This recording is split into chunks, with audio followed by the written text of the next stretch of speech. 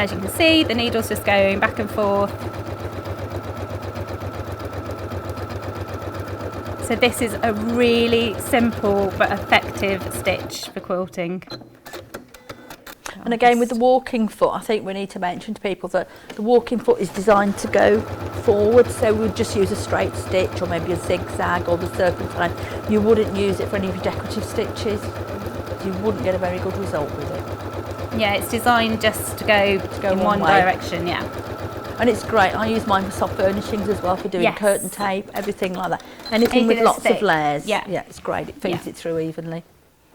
Yeah, it's a fantastic bit of kit. It's definitely, I think it's just worth an investment if your machine doesn't already come with it.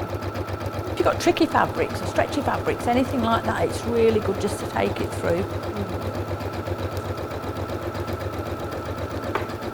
In my book, it's one of the most useful additional feet you can buy for any of the sewing machines.